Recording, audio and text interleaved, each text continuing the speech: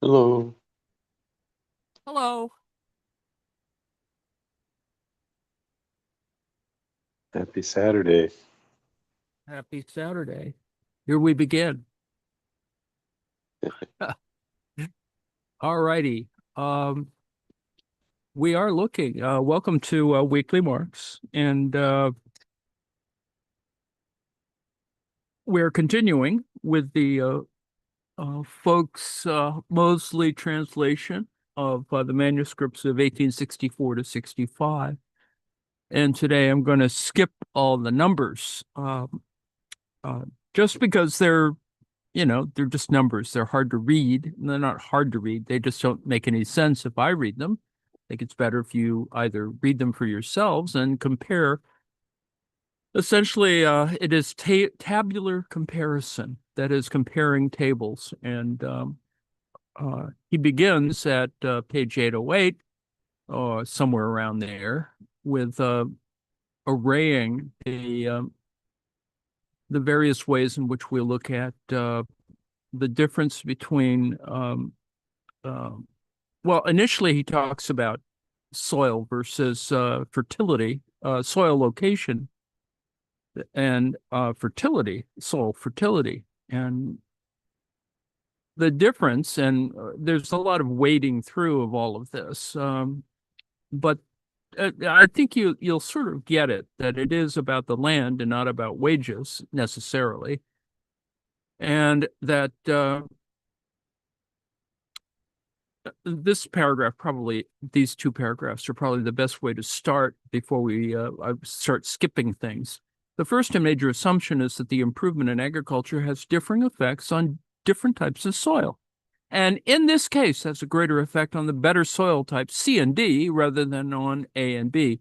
He's divided and doesn't put a diagram in, but it is A, B, C, D on a square plot of land, squarish.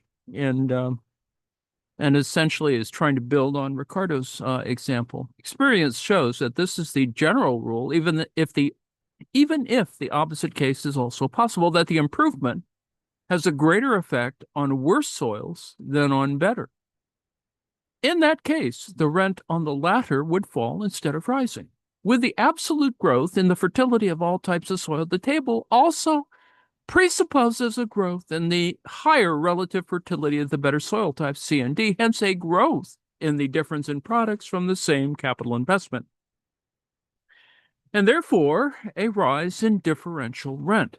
The second assumption is that total demand keeps pace with the growing total product. Firstly, it's not necessary to consider the growth as happening suddenly. Series 3 can be considered as arising gradually. Secondly, it is wrong to maintain that the consumption of the necessary means of subsistence does not grow when this becomes cheaper. The repeal of the Corn Laws in England, footnote 83, has proved the opposite, and the contrary conception arose only through the fact that sudden major variations of the harvest themselves, due simply to seasonal changes, produce a sudden disproportionate rise or fall in corn prices. This is not the case, however, when the growth in consumption results from a fall in the governing production price itself. A fall in the governing production price itself. Thirdly, part of the grain can be consumed in the form of spirits or beer, so that some of the fields which were previously sown to wheat now bear barley. And the growth and consumption of these two articles is by no means confined within narrow limits. Fourthly, these matters also depend in part on population growth. And in addition, one may bear in mind that a country is also involved in exports, as England still was in the first half of the 18th century, and for a certain length of time after that, so that the demand is not governed by the limits of national consumption alone. Finally, the increase in the production of wheat, for example, may have the effect that wheat becomes the stable foodstuff of the mass of the people instead of rye or oats, which also leads to a growth in the market for that cereal. While the reverse case may also arise with a decline in the product and an increase in its price. So now, without getting into the numbers too much, The idea is that, you have, he's testing the increase and decrease in, various elements.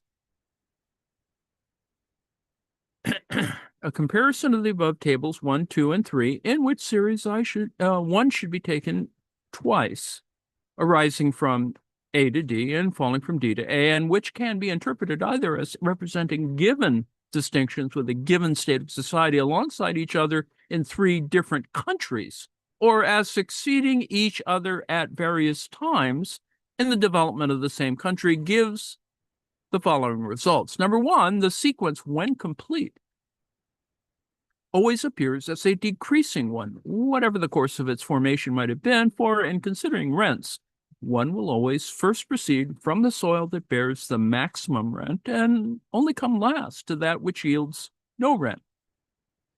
Number 2, the production price of the worst soil that yields no rent is always the governing market price, although considering table 1, where it's taken as a rising sequence, the market price would remain stationary only if ever better land were cultivated. Number 3, the differential rent arises from the difference in the natural fertility of soil types that is given for the level of development of agriculture found in existence at the time. Leaving aside here the location, it's the other big condition, i.e., it arises from the limited extent of the best lands and from the fact that the same capital has to be applied to unequal types of soil, which thus yield unequal products for the same capital. This situation is thus different from that in industries where it's possible to fulfill the demand for additional machines of equal or greater productivity. Or at least in agriculture, such machines cannot be delivered to the extent that they put all inferior machines out of work. Let me break here for a second. And yes, of course, and it's also about time, which, would be the difference in relative to this question of sequence and natural fertility. Number 4, the existence of a differential rent and a graduated differential rent can be based just as well on a declining scale in a progression from better soil to worse as on an ascending scale in a progression from worse soil to better, or it can arise in an alternating crisscross pattern. The former case may be formed by a progression from either, remember this square with, divided with quadrants, D to A, or from A to D. The latter involves both kinds of movement.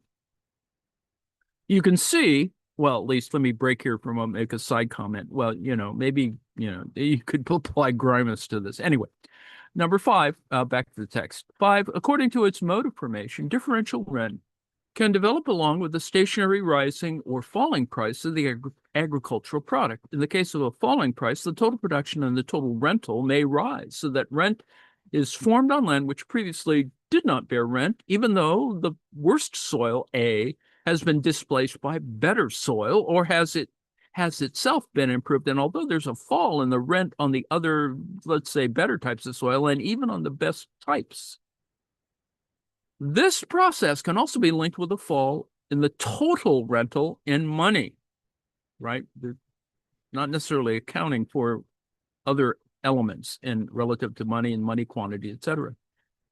Finally, in the case of falling prices, owing to a general improvement in cultivation so that both the product of the worst soil and its price fall, rent on a portion of the better types of soil may remain the same or fall while rising on the best types of soil.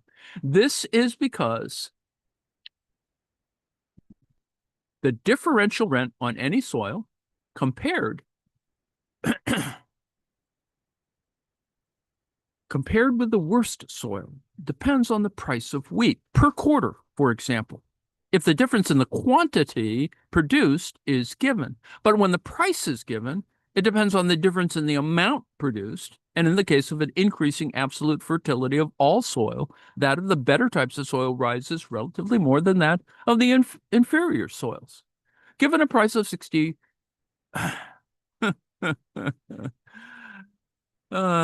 shillings, therefore, table 1, the rent on D is determined by its differential product as compared with that of A, hence by the excess of 3/4. The rent is therefore 3 times 60, which equals 180 shillings, or £9, but the rent on table table 3, where the price of a quarter is 30 shillings, hence half as large, is determined by the amount of D's excess product over A, which is 8 quarters, but 30 times 8 equals 12 pounds, footnote 85.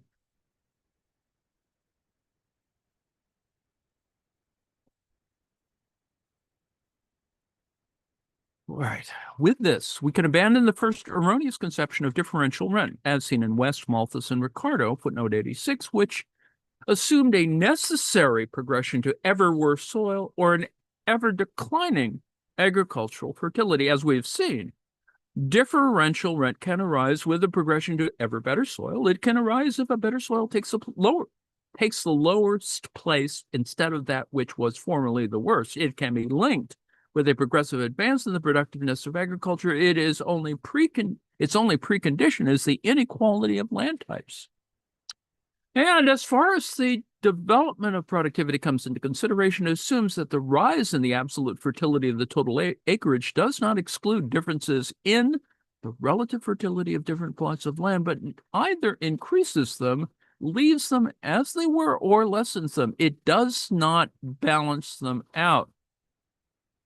So you can see, let me break here for a second. You can see Marx's interest in soil fertility, Liebig's work, and this idea that it is not necessarily equilibrium-like, even though he doesn't make that comment explicitly. From the beginning until the middle of the 18th century, there was a steady fall in grain prices alongside a simultaneous growth in rents, taking the period as a whole. In the total rental, in the extent of land cultivated, in the population, and in agricultural production. This corresponds to Table 1 combined with Table 2 in an upward direction, but in such a way that the worst soil, A, in our quadrant, is either improved or taken out of cultivation, which does not mean that it cannot be used for other agricultural or industrial purposes. All this happened despite the falling price of gold and silver. So you can see, something's going on here. It's the difference between, in fact, what does sort of natural capital might really truly mean. But anyway, back to the text. From the beginning of the 19th century, this date should be indicated more precisely. Until 1815, there was a continuous rise in grain prices with a steady growth in rental, the extent of the land cultivated, the population, and agricultural production. This corresponds to Table 1 in a downward direction. References should be introduced here, indicating the cultivation of inferior lands at this time. In the time of Petty and Davenant, there are complaints by landlords about improvements in the enclosure of common lands, a fall in rents on better lands, and a rise in the total rental by the extension of rent-bearing land, footnote 87. Discourses on the public victuals, footnote 87. Further references to be given on these 3 points. Similarly, on the differences in fertility between different sections of cultivated land in one country. In connection with differential rent in general, it should be noted that the market value is always above the total production price for the overall quantity produced. And so there's Table 1, and it goes on, goes Table 1, Table 1B, Table it goes on for a while. Let's put it that way. I think it's important to note, of course, that you should read this just simply because he is comparing various shifts and questions of the difference between rates and ratio and a variety of other things. If we compare 1A with 1B, we see that when the cultivation in land in all 4 classes grows in the same proportion, a doubling of the numbers of acres in cultivation doubles the total production. And similarly, the corn and money rent. If, however, we compare 1B and 1C respectively with 1, in both cases, we have a tripling of the area under cultivation. In both cases, this rises from 4 to 12, but in 1B, Classes A and B take the major share in the growth, A bearing no rent and B the smallest differential rent. And this goes on. If we instead compare 1C with Table 1, a case in which the land does not pay rent does not increase its extent at all, while land that yields the minimum rent exhibits only a weak increase, the major part of the growth taking place on C.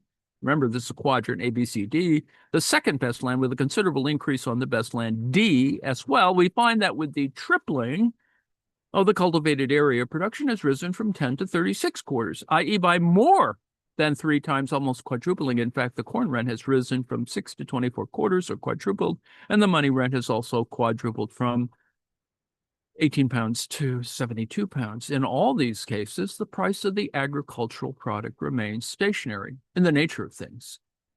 In each case, the rental grows with the expansion of cultivation, as long as this does not take place exclusively on the worst lands, which pay no rent, but this growth varies to the extent that the expansion takes place on the better types of soil, so that the quantity produced does not just grow in proportion to the expansion of the land cultivated, but more steeply, the corn and money rent grows to the extent that the worst soil and the adjacent categories of land take the principal share of the increase, which assumes that the worst soil is a constant category. The total rental does not rise in proportion to the expansion of cultivation. Thus, given two countries in which land A, which yields no rent, is of the same quality, the rental stands in inverse proportion to the aliquot part of the total cultivated area composed by the worse and less good soil types, and hence also in inverse proportion to the quantities produced by identical capital investments on equal areas.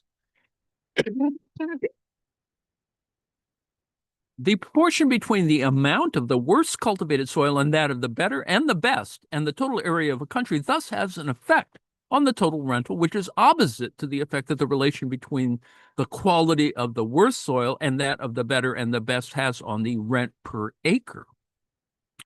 And hence, with other circumstances remaining the same, also on the total rental. The confusion between these two aspects has given rise to all kinds of confused objections against differential rent.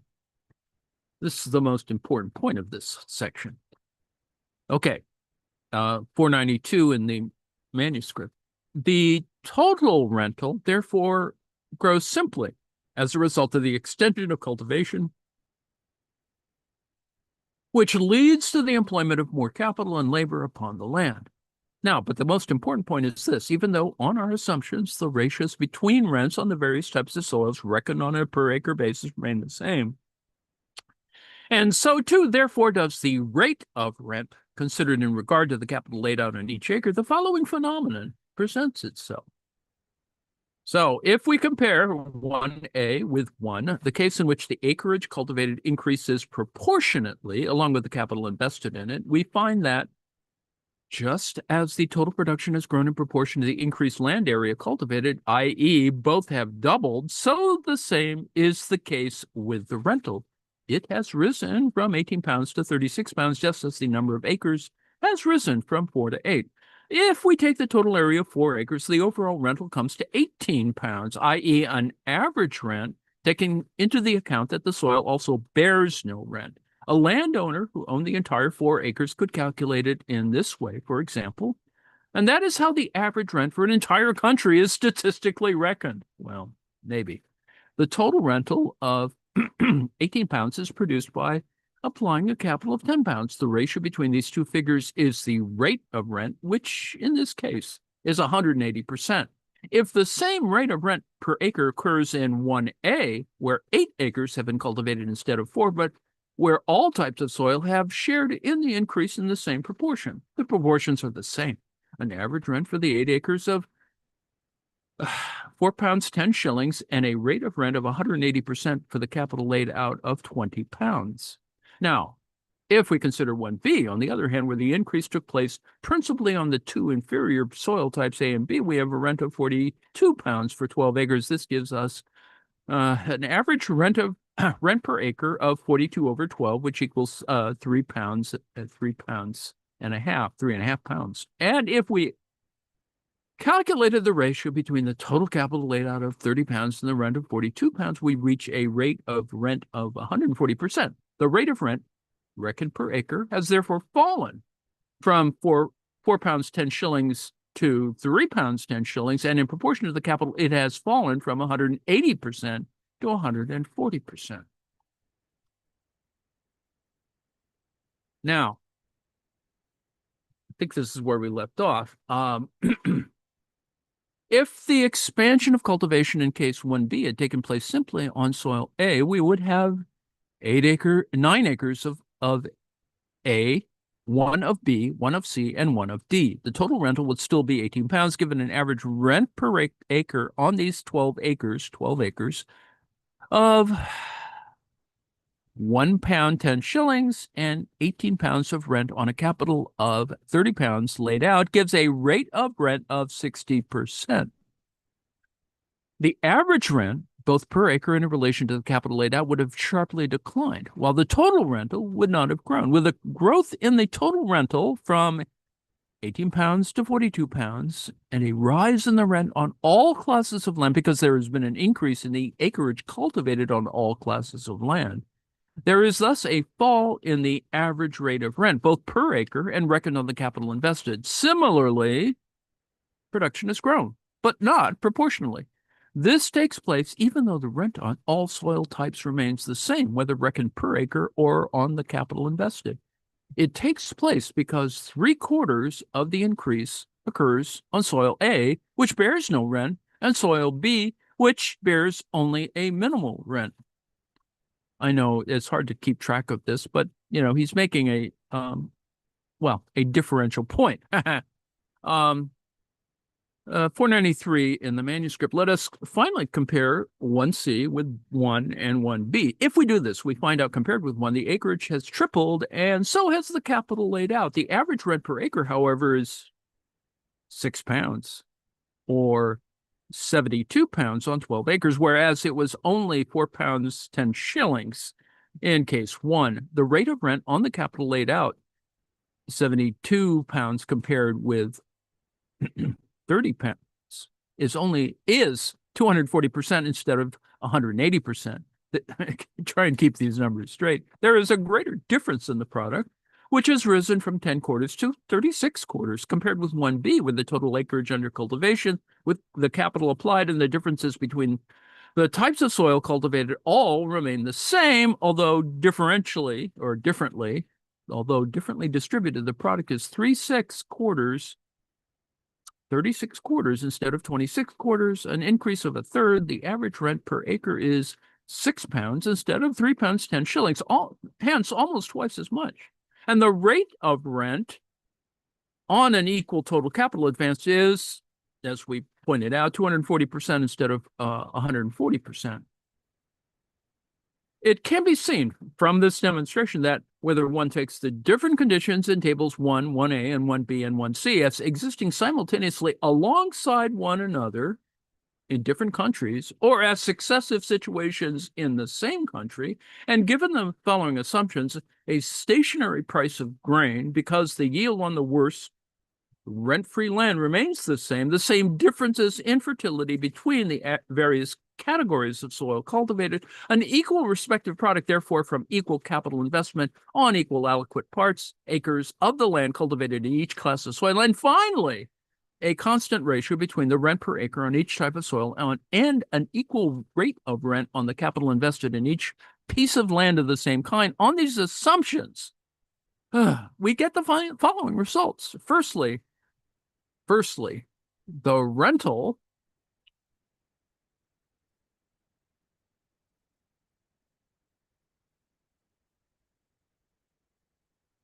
let's go back here.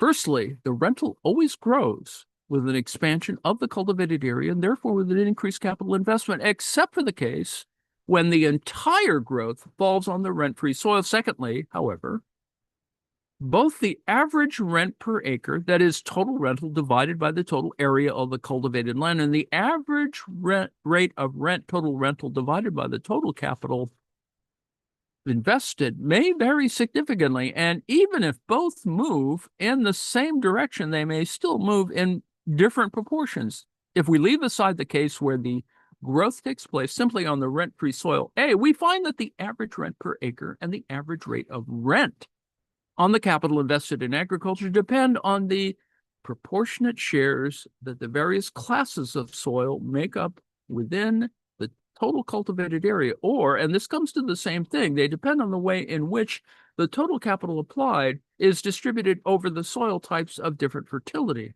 whether much land is cultivated or only a little, so that the total rental is larger or smaller, except for the case where the growth is solely on A.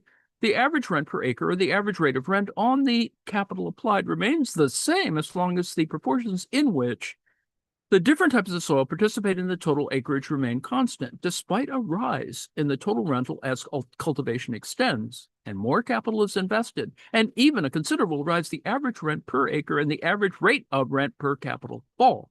If the proportion of rent-free lands and those that only bear a small differential rent is greater or grows in relation to the better land, which yields a higher rent, if you can follow all of that.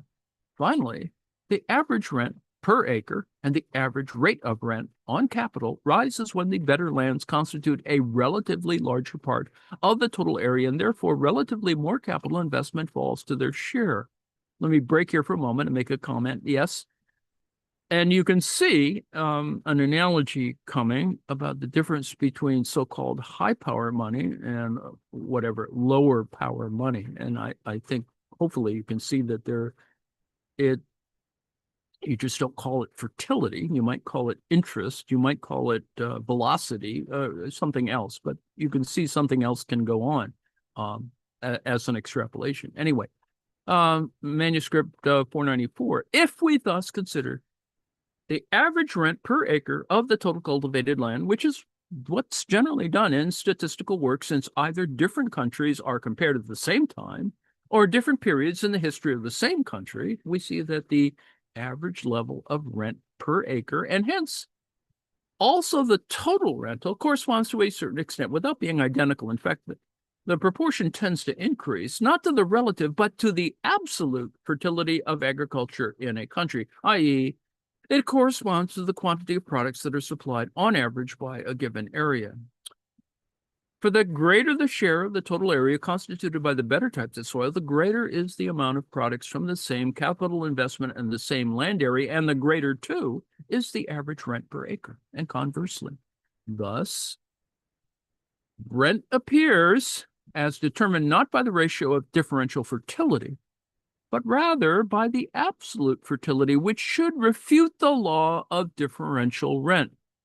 This is where, Bosa sort of changes the idea. But anyway, that is why certain phenomena are denied, or else an attempt is made to explain them in terms of non-existent distinctions in average grain prices and the differential fertilities of land under cultivation, phenomena whose actual basis is simply that the proportion of the total rental, either to the total area of land cultivated or to the total capital invested in the soil, given the same fertility for rent-free soil and hence equal production prices, and given the same differences between the various soil types, is not determined only by the rent per acre or the rate of rent on capital, but just as, I'll read this in a second. This is another set of just as much by the relative proportion of each soil type to the total acreage under cultivation, or, and this comes to the same thing, by the distribution of the total capital applied among the various types of soil. Until now, this circumstance has been completely overlooked in a quite striking fashion. Let me break here for a moment, and probably this circumstance is, taken because of property relations. It's still, back to the text, it still shows, and this is important for the further course of our investigation, that the relative level of average rents per acre and the average rate of rent, or the average ratio of the total rental to the total capital invested in the soil, may rise or fall, even though prices, that is, the difference in fertility of the lands under cultivation at the rent per acre or the rate of rent for the capital invested per acre in each actual rent-bearing soil category over all actually rent-bearing capital all remain the same simply through an expansion of the cultivated area. Now, this is sort of a more important conclusion. Until now, we've considered differential rent only as the result of differences in the productivity of equal capital investments on equal land areas of different fertility, so that differential rent was determined by the difference between the yield of capital invested on the worst land, which did not bear rent, and that of capital invested in better land. In this case, we had capital investments in different land areas alongside one another, or in different countries, so that each new investment of capital corresponded to a more extensive cultivation and expansion of the cultivated area. But after all, differential rent as such was simply the result of the varying productivity of equal capitals when invested on the land. Can it make a difference then whether sums of capital are invested successively in time on the same piece of land with varying productivity, or invested alongside one another on different pieces of land, as long as we assume that the results are the same? So he's puzzling again, and he's trying to make a conclusion about fertility as well. So this is why I think he's kind of concerned with the fertility question, just simply because he wants to get a handle on it. And then probably, he's up to his elbows in guano, but that's a whole nother story. Page 495. It cannot be denied, first of all, that as far as the formation of surplus profit is concerned, it is all the same whether 3 pounds in production costs spent on an acre of land A yields 1/4, so that 3 pounds is the production price of 1/4 and its governing market price, while on an acre of land B, 3 pounds spent on production costs yields 2/4, and therefore a surplus profit of 3 pounds. 3 pounds on an acre of land C yields 3/4, and a surplus profit of 6 pounds and 3 pounds on an acre of land D yields 4/4, and a surplus profit of 9 pounds, or whether the same result is obtained by the application of this 12 pounds in production costs or 10 pounds of capital in the same sequence to one and the same acre, and giving the same results. In each case, there's capital of 10 pounds with successive portions of 2 pounds 10 shillings being invested, whether these are invested side by side on 4 acres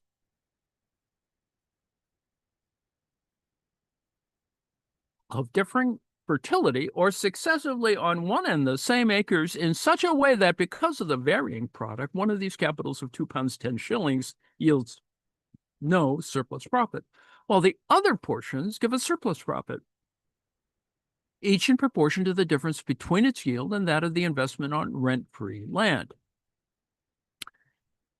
And now to the more important point, perhaps, the surplus profits and the varying rates of surplus profit for different portions of capital are formed in a uniform way in both cases.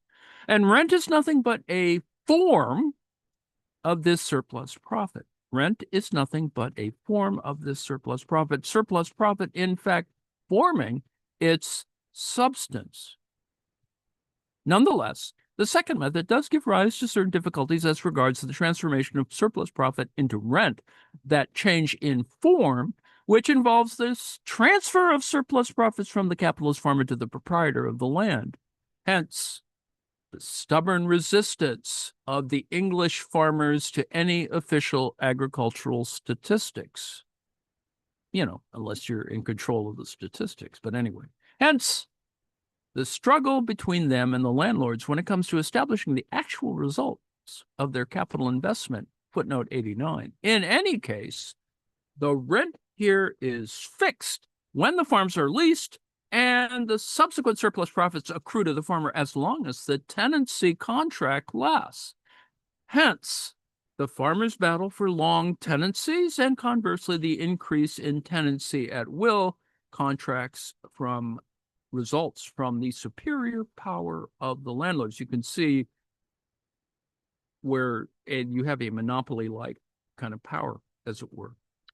Back to the text. It is clear from the start, therefore, that even if it makes no difference as far as the law of surplus profit formation is concerned, whether equal capitals are invested alongside each other on equal sized tracts of land with unequal results, or whether they are invested successively on the same piece of land, it still makes a significant difference for the transformation of surplus profits into ground rent.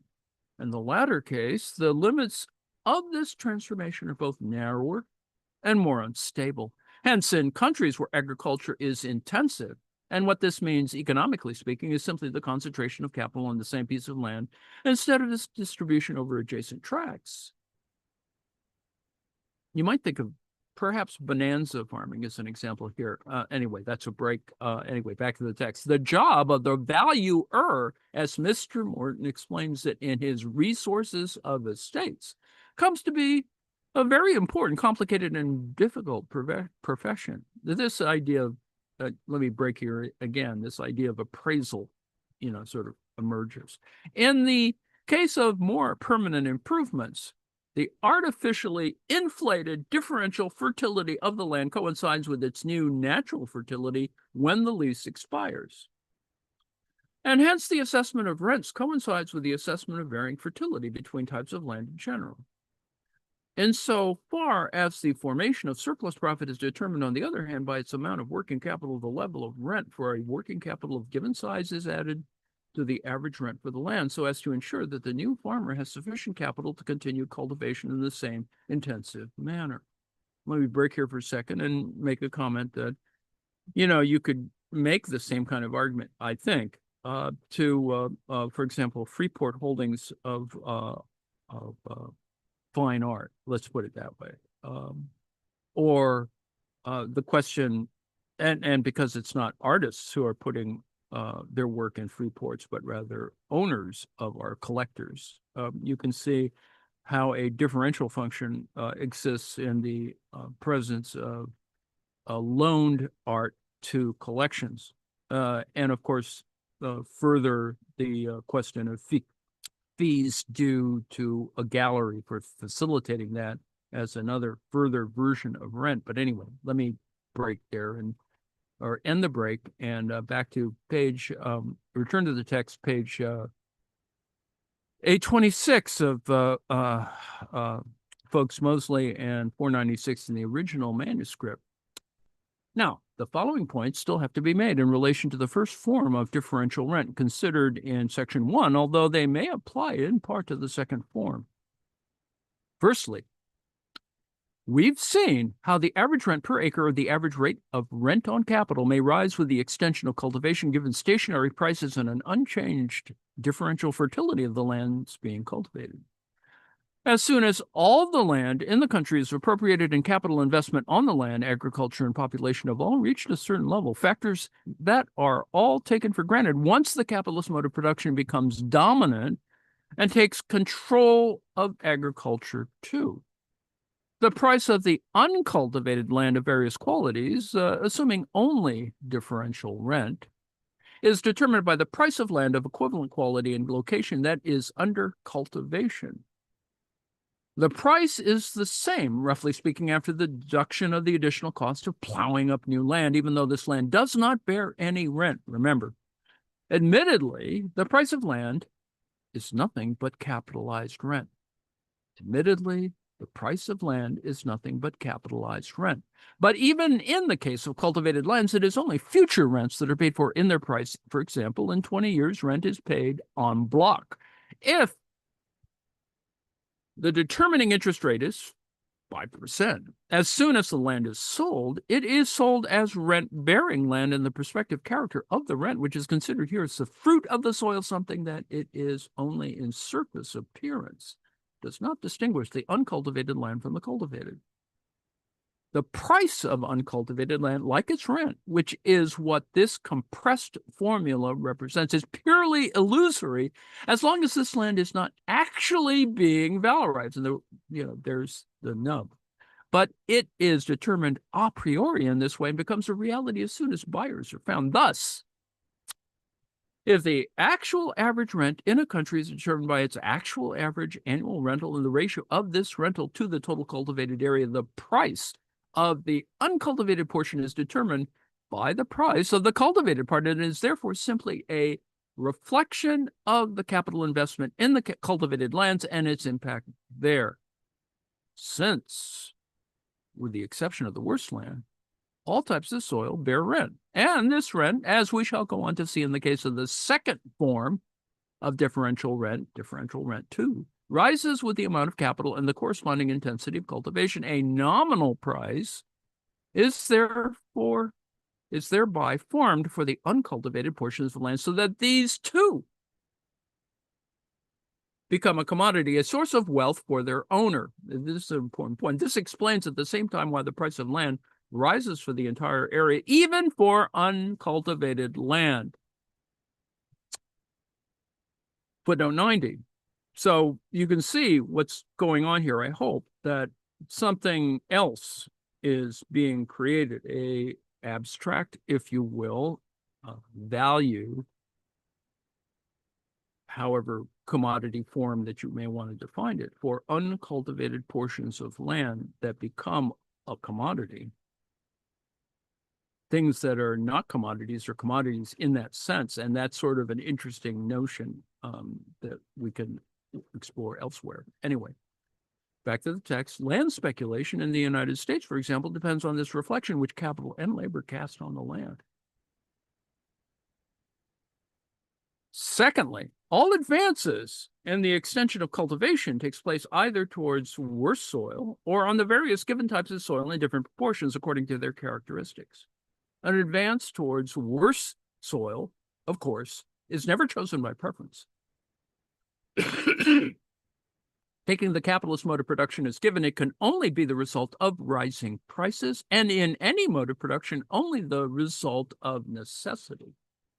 But this point does need to be somewhat modified. Bad soil may be relatively preferred to better on account of its location, which is decisive for every extension of cultivation in new countries.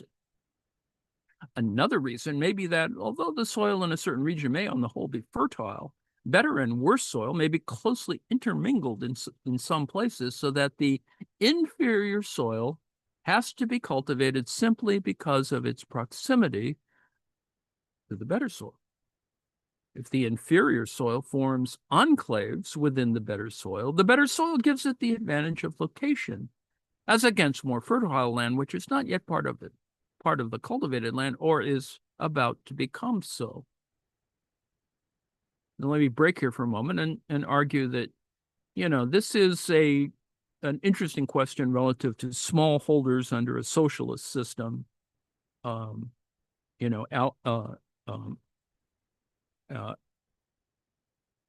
allocated plots, etc. But anyway, even today, the state of Michigan, for example, Marx is talking about Michigan in the United States, for example, was one of the first Western states to export corn.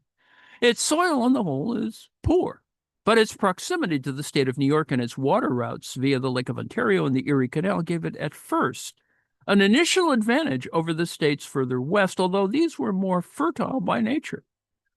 The example of this state in comparison with the state of New York also shows us the transition from better soil to worse. The soil of New York State, and particularly its western part, is much more fertile, particularly for the cultivation of wheat. Rapacious methods of cultivation made this fertile soil infertile, and then the Michigan soil started to appear more fertile. In 1838, wheat and flour was shipped at Buffalo for the West, and the wheat region of New York, with that of Upper Canada, were the main sources of supply. Now, after only 12 years since 1846, an enormous supply of wheat and flour is brought from the West along Lake Erie and shipped upon that Erie Canal for the East at Buffalo and the adjoining port of Black Rock. The effect of these large arrivals from the Western states, which were unnaturally stimulated by the European famine of 1847, has been to render wheat less valuable in Western New York, to make the wheat culture less remunerative, and to turn the attention of the New York farmers more to grazing and dairy husbandry, fruit culture, apples, and other branches of rural economy in which they think the Northwest will be unable to so directly to compete with them. Footnote 91. Johnson, 1851, which is worth probably looking at. In this case, then, the exhaustion of the fertile soil of New York meant that the soil of Michigan was now the quote-unquote more fertile, right? Thirdly, it is false to assume that the soil in those colonies and other new countries that can export corn at cheaper prices is therefore necessarily of greater natural fertility. Footnote 92. Johnston adds, quote, "We're accustomed to attach the idea of great natural productiveness and of boundless tracts of rich land to those new states from which come the large supplies of wheat that are annually poured into the port of Buffalo and which vex the New York and New England farmers by the effect upon the prices of the staple article of vegetable food." Footnote 93. Now, this depends, first of all, on economic conditions. The entire population of a state such as this, for example, Michigan, begins by being almost exclusively engaged in agriculture, and particularly in the mass crops, which alone can be exchanged for industrial goods and tropical products. Their entire surplus product thus appears in the shape of corn or wheat. This fundamentally distinguishes the colonial states founded on the basis of the modern world market from those of earlier times, and particularly those of antiquity. They receive ready-made through the new circumstances products which they would, under other circumstances, have to produce themselves, such as clothing, tools, etc. It is only on this basis that the southern states of the Union could make cotton into their principal product. It is the division of labor on the world market that permits this. Thus, if, considering their newness and their relatively small population, they appear to produce a very large surplus product, this is not due to the fertility of their soil or the productiveness of their labor, but rather to the one-sided form of this labor, and thus of the surplus product in which it is expressed. In addition to this, relatively infertile soil, which is cultivated for the first time and which has never been touched by agriculture before, has accumulated so much in the way of easily assimilated plant nutrients, at least its top layers, that it will yield harvest for quite a long period without any fertilizer, even if cultivated in a superficial fashion. In the western prairies, a further factor is that scarcely any clearing costs are incurred, since nature has already made the land arable. In less fertile regions of this kind, the surplus comes not from the high fertility of the soil, i.e. from the yield per acre, but rather from the great acreage that can be cultivated in a superficial manner, since this land costs the cultivator nothing, or at least only an infinitesimal amount compared with the older countries. This is true, for example, where sharecropping is practiced, as in parts of New York, Michigan, Canada, etc. Manuscript page 498, page 829. A family cultivates, say, 100 acres superficially, and although the product per acre is not large, the product of 100 acres provides a considerable surplus for sale. On top of this, cattle, etc., can be raised almost cost-free on natural pasture without any need for artificial meadows. The decisive thing here is not the quality of the soil, but its quantity. The possibility of this supercultivation is, of course, more or less rapidly exhausted in inverse proportion to the fertility of the new soil and in direct proportion to the export of its product. In countries where agriculture is older, the property relations, which determine the price of uncultivated land by reference to that of cultivated land, make any such kind of extensive farming impossible. Footnote 94.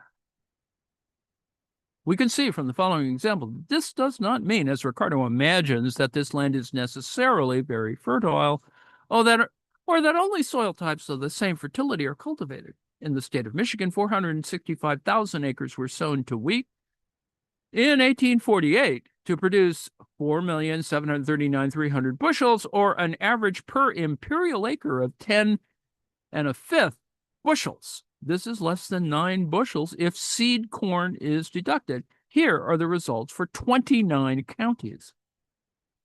2 counties gave an average of 7 bushels per acre, 3 gave 8, 2 gave 9, 7 gave 10, 6 gave 11, 3 gave 12, 4 gave 13, 1 gave 16, and 1 gave 18, footnote 95. Now, as far as practical agriculture is concerned, higher fertility of the soil is the same thing as a greater availability, a greater ease of access to that fertility.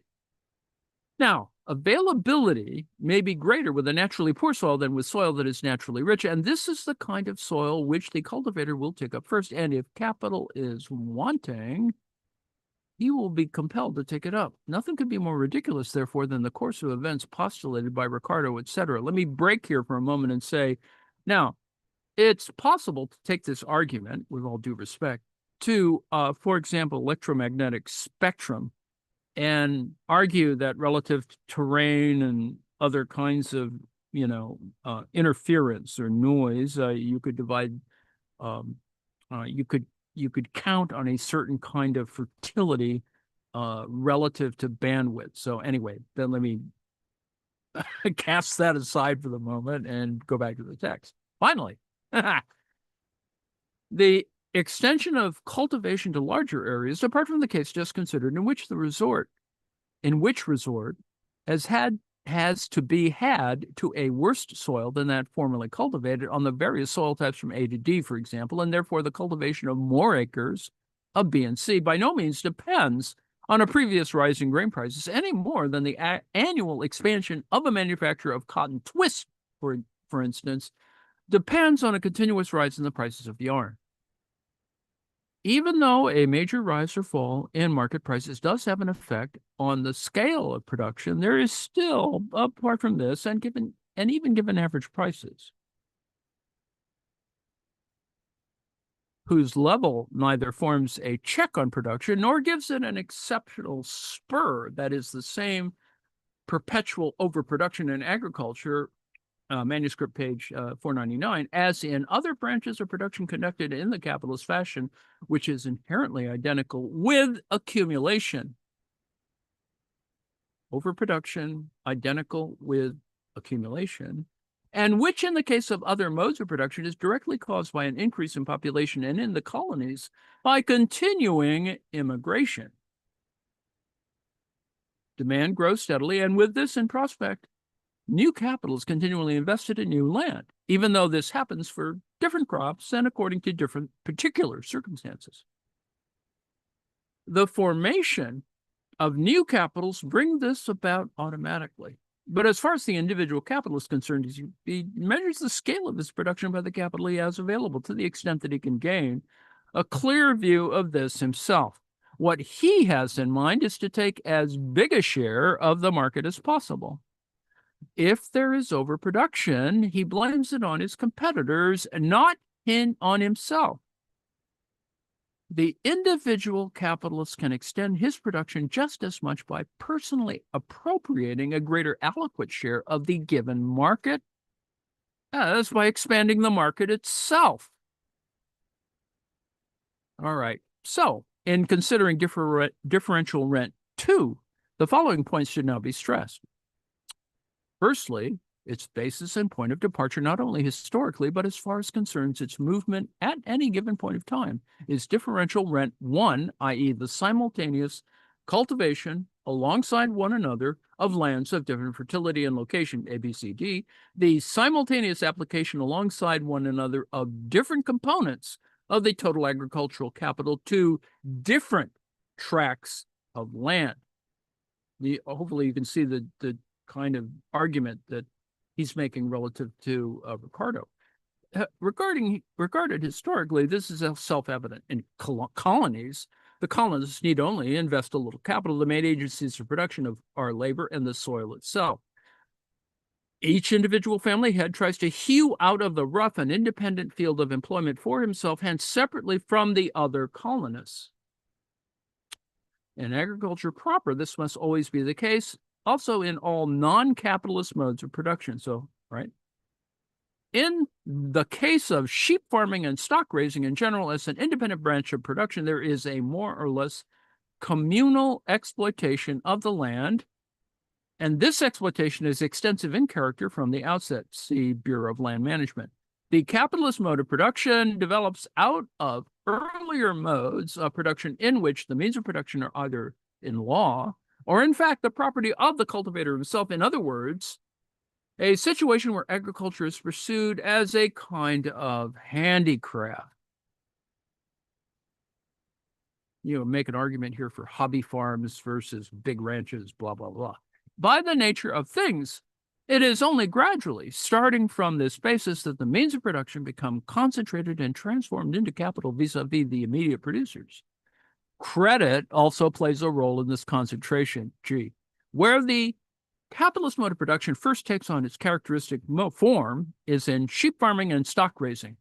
But this is not the concentration of capital on a relatively small land.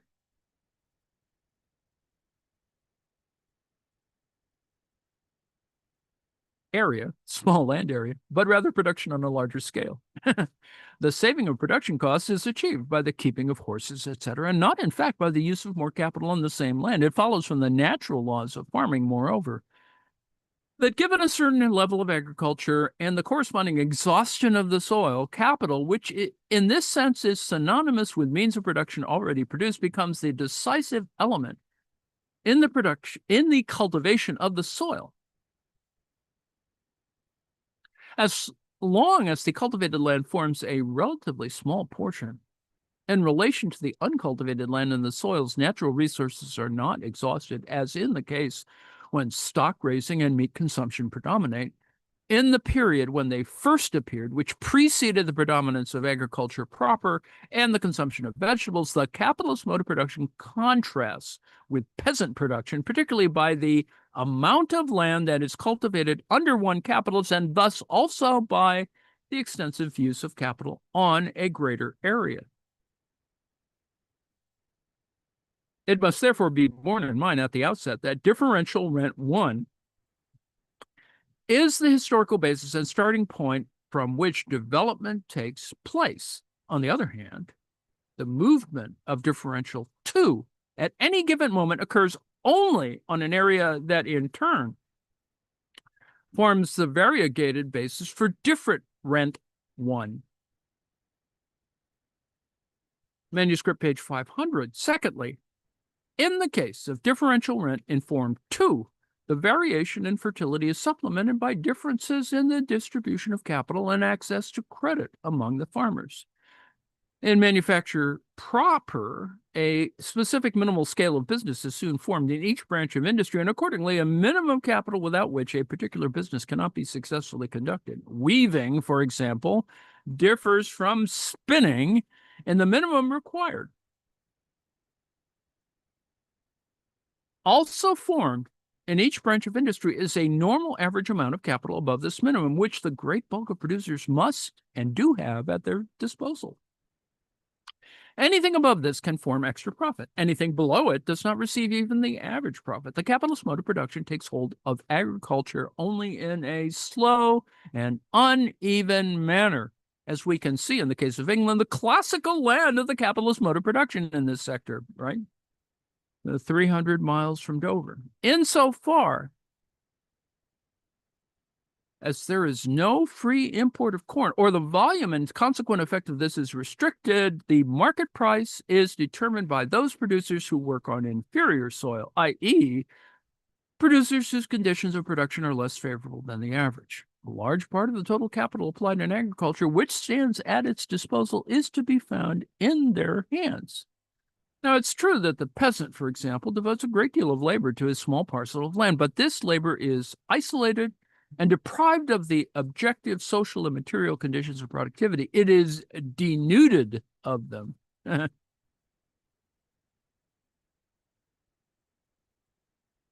Page 832.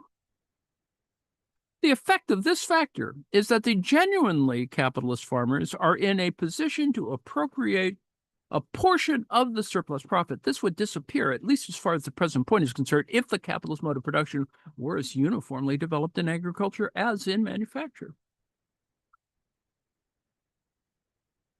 Now, let me stop here because I'm at the limit of my time at page 832, where the start point is, let us start by considering simply the formation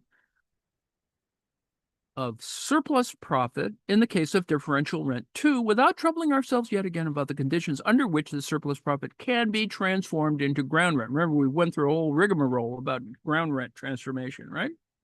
So we'll start again tomorrow at this moment, page 832. It is then that differential rent 2 is simply a different expression of differential rent 1, and it is the same thing as far as its nature is concerned. So we'll get back to this. Now, the point I want to make here is that, remember that, and this is a point that Sheikh makes, right? The Marx's relation to Ricardo. It's, he's not tossing the entire mess, and he's not negating the entire mess. Rather, he is transforming.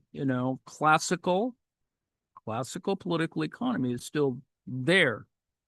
Now, the problem, of course, is that there are many variations, and there are certain underlying problems that come from a more material analysis, a critique of political economy on that basis allows for a more closer analysis, if you will, in terms of political economy, and not neoclassical, but rather a post-classical, if you will, political economy. And I'd like to think that that's kind of what, for example, Sheikh is thinking about, as well as many other heterogeneous approaches to political economy. So on that note, I will stop the live stream and come on.